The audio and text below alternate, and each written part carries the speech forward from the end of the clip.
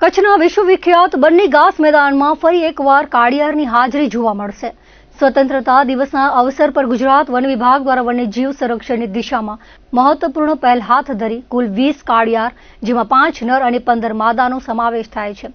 તેમને બન્નીના કુદરતી રહેઠાણમાં મુક્ત કરવામાં આવ્યા છે। કાળિયારને બન્નીમાં પુનઃસ્થાપિત કરવાની આ પહેલ માત્ર વન્યજીવોને તેમના કુદરતી આવાસમાં પરત લાવવા પૂરતી સીમિત નથી, પરંતુ બન્નીના વિશિષ્ટ ઘાસ મેદાનના પર્યાવરણને વધુ મજબૂત બનાવવાની પણ દિશામાં મહત્વપૂર્ણ માનવામાં આવી રહી છે। કાળિયારની પુનઃસ્થાપનાથી સ્થાનિક શાકાહારી વન્યજીવોની વસ્તી વધારવા, જૈવ વિવિધતાનું જતન કરવા તેમજ ઘાસ મેદાનની કુદરતી ખાદ્ય શૃંખલા અને પર્યાવરણીય સંતુલન જાળવવામાં મદદ મળશે। કચ્છનું બન્ની ઘાસ મેદાન પોતાની વિશિષ્ટ કુદરતી સંપત્તિ, વિશાળ ઘાસના મેદાનો અને સમૃદ્ધ જૈવ વિવિધતા માટે આગવી ઓળખ ધરાવે છે, ત્યારે કાળિયારની વાપસી બન્નીના વન્યજીવ સંરક્ષણ માટે નવી આશા જગાવતી ઘટના બની છે।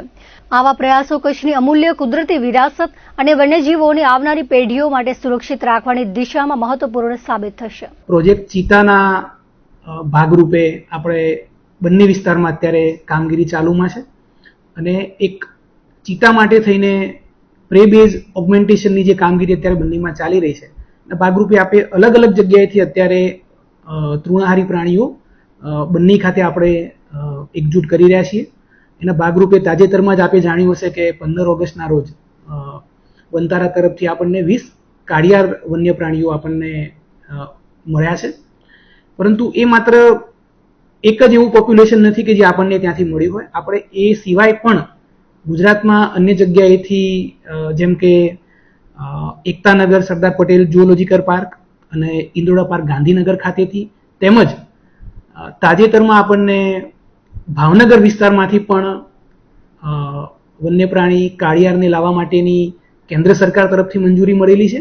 અને આપણે એના ભાગરૂપે 9 કાળિયારનો એક લોટ બન્ની ખાતે લાવેલા પણ છીએ। આમ જો ઓવરઓલ જોઈએ તો આ જે હર્બીવોર ઓગમેન્ટેશનની જે કામગીરી છે એમાં બ્લેકબકનું આપણે જે ઓગમેન્ટેશન છે એ નિયરલી 200 નંબરની આજુબાજુમાં અત્યાર સુધીમાં કરી લીધું છે અને બાકીની કામગીરી ચાલુ છે।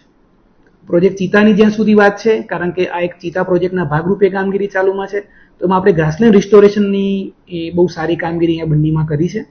અને અંદાજિત બગડિયા ખાતે વિસ્તારમાં 660 હેક્ટર એરિયામાં આપણે ગ્રાસલેન્ડ રિસ્ટોરેશનની કામગીરી કરેલી છે, જેમાં આપણા બન્નીમાં જોવા મળતા જે દેશી ઘાસ છે, ધામણ છે, ઝીંઝુઓ છે, શિયાળપૂછ છે, દ્રબડ છે, આ રીતે આપણે આ ઘાસનું ત્યાં ઇકોસિસ્ટમ રિસ્ટોરેશનની કામગીરી કરીને ગ્રાસલેન્ડ ઇમ્પ્રુવમેન્ટની કામગીરી કરી છે અને સાથે સાથે ત્યાં આપણે પાણીની વ્યવસ્થા કરી છે। એની ઉપરાંત આપણે ત્યાં હોસ્પિટલ બનાવી છે એક, અને એમાં આપણે અત્યારે કોન્ટ્રાક્ચ્યુઅલ વેટરનરી ડોક્ટર અને લાઇવસ્ટોક ઇન્સ્પેક્ટર પણ સેવાઓ આપી રહેલા છે। એટલે આમ ઓવરઓલ જોઈએ તો આપણે ચિતા માટે ના માત્ર એક ઇકોસિસ્ટમ રિસ્ટોરેશન કે પ્રે બેઝની વ્યવસ્થા કરી છે, પણ સાથે સાથે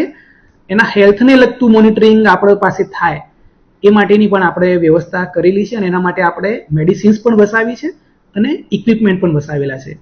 અને અપેક્ષા આપણે રાખી રહ્યા છીએ કે ખૂબ જ ટૂંક સમયમાં ચિતા બન્ની ખાતે આગમન થશે।